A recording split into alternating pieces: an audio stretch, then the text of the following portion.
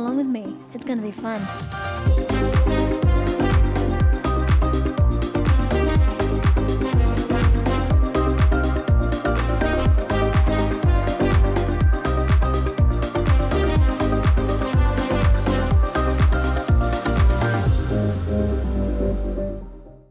Hey Hydro fam, how you doing today?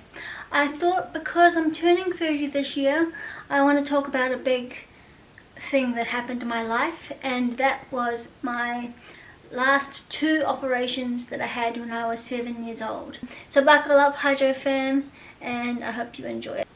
So when I was about 7 years old, I started getting real bad pains in my stomach, and I thought nothing of it because I have a very high pain threshold. It kind of felt like when you eat something and your tummy goes bad. That's just how it was for me, and then it started to get worse. I would eat breakfast as normal, be vomiting by lunchtime, and unable to be woken by dinner. Now that is very strange for me because I never slept through the day as a kid. So my mum emailed the Mount Isa hospital. Now Mount Isa hospital doesn't have the equipment that other hospitals like Townsville, Sydney or Brisbane or what bigger cities have. So they said to us, Hayley is just a hypochondriac, she just wants attention, give her some Panadol and she'll be fine in the morning. And Mum and Dad knew there was something wrong.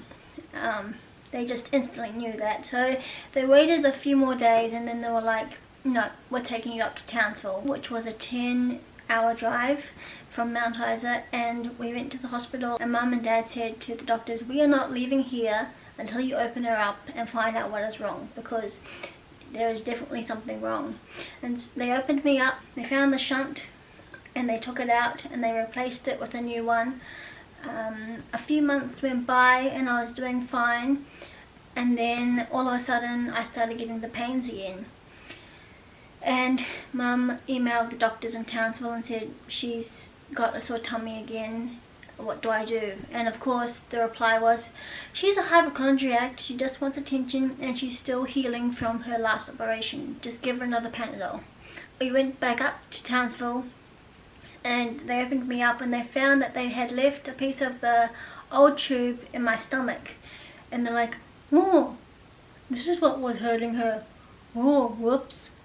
Yeah, whoops. I haven't had an operation since then, and I am so grateful, you know, that I haven't had to have one, because operations can be scary. The first one was scary because I'm thinking, am I going to be here when I wake up? And so the next time I went into the operation, I had a relief that it was going to be okay. Everything was fine.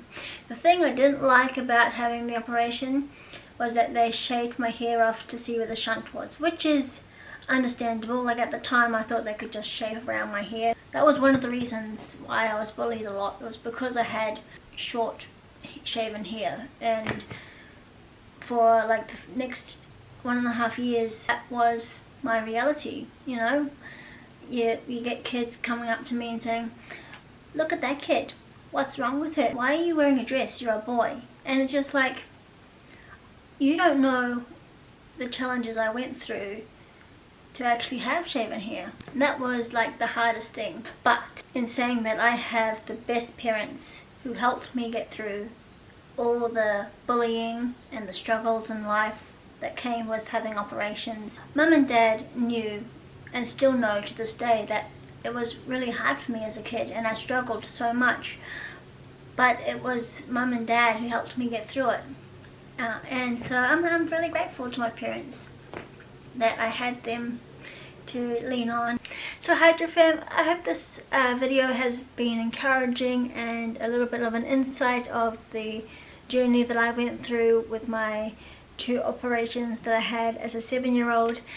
If you have any questions, please write them in the comments below. I'll be happy to look at them, and if you have any video suggestions, I'll be happy to look at that as well.